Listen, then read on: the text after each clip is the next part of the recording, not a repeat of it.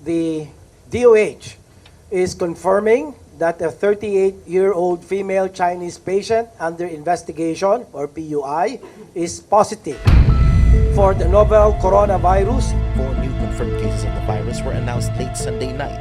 A 38-year-old Taiwanese man Umabot na sa 20 ang kumpirmadong kaso ng coronavirus disease 2019 sa Pilipinas. Ang 10 bagong kaso ay Pilipino lahat. Pinirmahan ng Pangulo noong linggo ang Proclamation No. 9. Land, domestic air and domestic sea travel to and from Metro Manila shall be suspended beginning March 15, 2020.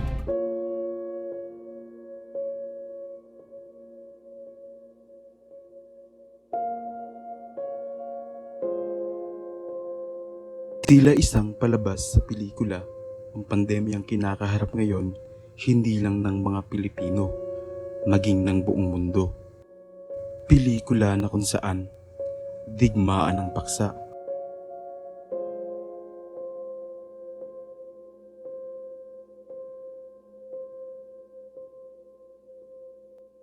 Digmaan sa pagitan ng mga tao, laban sa di nakikitang kalaban, ang coronavirus disease 2019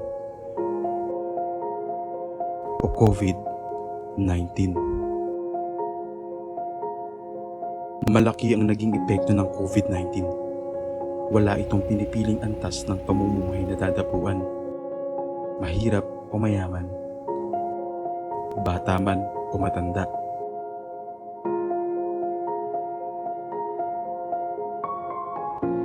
Mahirap man tanggapin, malayo na sa nakasanayan na pamumuhay ang idinulot ng sakit na ito.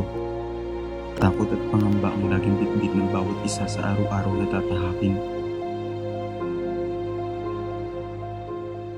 Happy 2020 SMKS!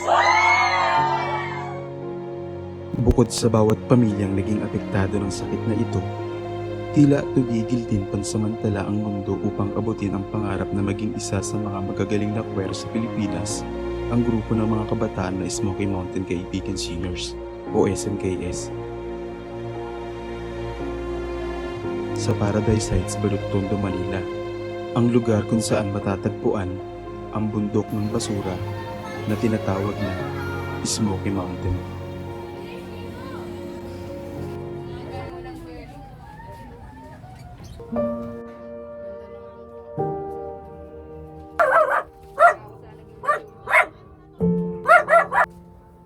Siya si Wendelin, 4 na taon nang miyembro ng SMKS. Senior high school na siya sa darating na pasukan. Bukod sa pag-aaral, naging hilig na rin ni Wendelin ang kumanta. Kung kaya tuwing Sabado at Linggo pagkatapos ng gawaing bahay, ay pinaglalaanan niya ng oras ng pag-iensayo sa choir. Ako po si Wendelin Gabuya, 16 years old. Pang-apat po ako sa aming magkakapatid.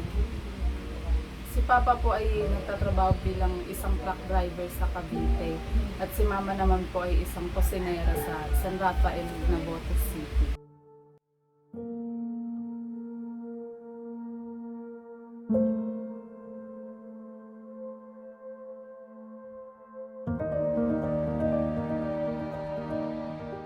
Nung mag-lockdown po, nahirapan po talaga kami dahil hindi po namin alam kung saan kami makakakuha ng ipanggagastos namin dahil natigil po sa trabaho si Papa at si Mama. Kaya Kasabay ng mga ayudang ipinamahagi ng gobyerno sa bawat pamilyang Pilipino, nagbigay tulong pinansyal din para sa SMKS ang kaibigan Strassenkinderhilfe Bocholt na pinangungunahan ni Joseph Schwartz, ang foundation na mula pa sa bansang Germany na siyang sumusuporta sa grupo. Kaibigan Bocholt, thank you very much for your endless support and endless love to SMKS. I hope God will give you a more blessings so you can help more to those who in need. And again, thank you very much and God bless. Sa mga kasamahan ko naman sa choir, SMKS, wag na wag tayong mawawalan ng pag-asa na at wag na wag tayong mawawalan din ng tiwala kay God na matutulungan niya tayo, matatapos din yung problemang kinakaharap natin ngayon. Magsasama-sama din tayo, makakakanta ulit tayo ng magkakasama. Laban lang, keep on praying.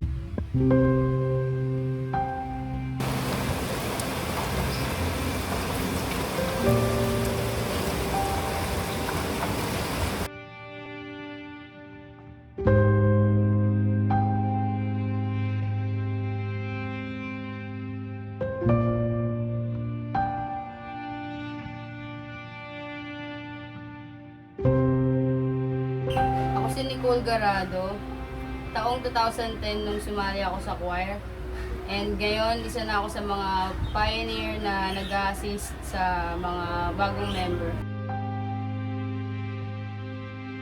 Bata pa lang ako, hilig ko na talaga kumanta. And yung pagkanta kasi sa akin, doon ko na express lahat ng feelings ko, lahat ng gusto kong sabihin sa pamilya, sa mga kaibigan.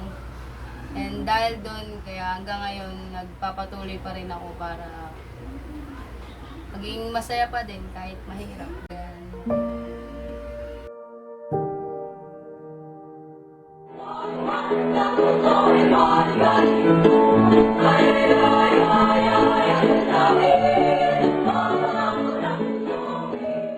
Ang SMKS para sa akin ay pamilya na. Kasi simula nung 2010, sa bahay kasi ako lang mag-isa na noon nung time na yun kasi mga kapatid ko wala, pinapunta sila sa probinsya. So parang naging takbuhan ko lagi ng mga kalaro yan, SMKS. Hanggang ngayon, 10 years na ang SMKS and ando doon pa din ako. And ilang beses na akong nag-attempt na umalis na lang. Pero hindi ko pa rin talaga kayang iwan kasi nga yung pagkanta, yung hiling ko sa pagkanta is ando doon pa rin. Nilalabanan ko pa rin, parang go lang.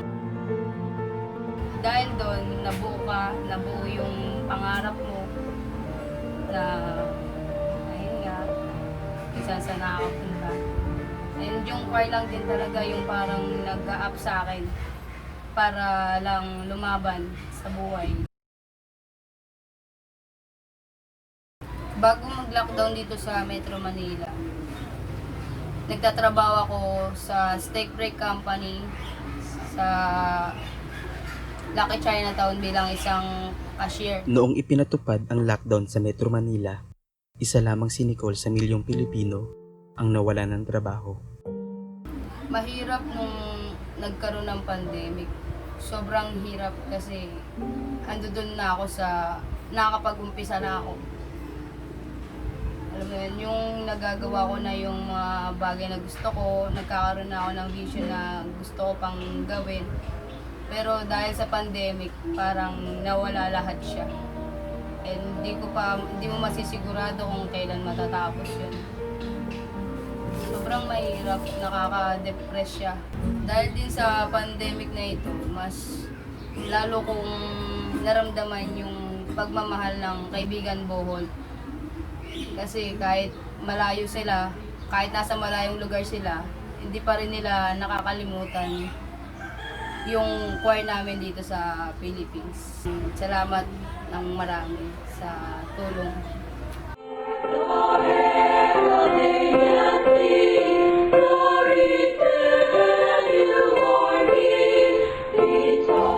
Sa mga ka-choir member ko, laban lang. Labanan lang natin tong pandemic na to. May pag-asa pa. Mawawala rin tong COVID na to and magkakakantahan na ulit din tayo.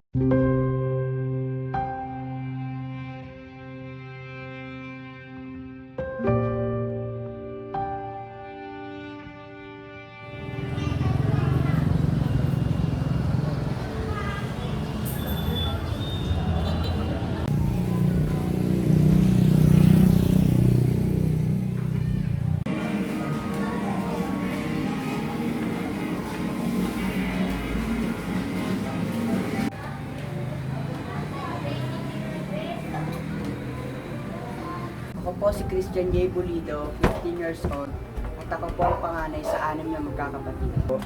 Ang nanay ko po ay isang mananay at ang tatay ko naman po ay wala pang trabaho. Nung nag-lockdown, naging mahirap ito para sa amin sapagkat hindi namin alam kung saan kami kumuha dahil ang magulang ko ay nawalan ng trabaho.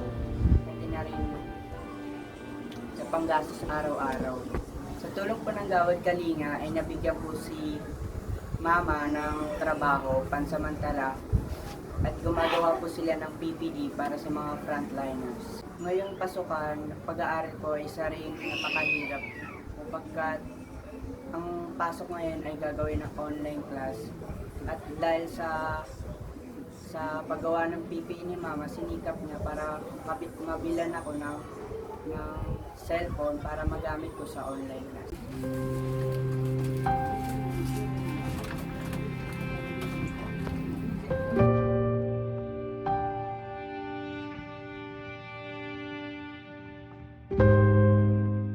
Salamat Kaibigan Bocholt sa inyong mga tulong sa SMK. Kahit malayo kayo ay nagbibigay pa rin kayo ng tulong sa amin at lagi kayo mag-ingat at patuloy niyo pa rin kaming suportahan kahit na anong mangyari. Maraming salamat Kaibigan Bocholt.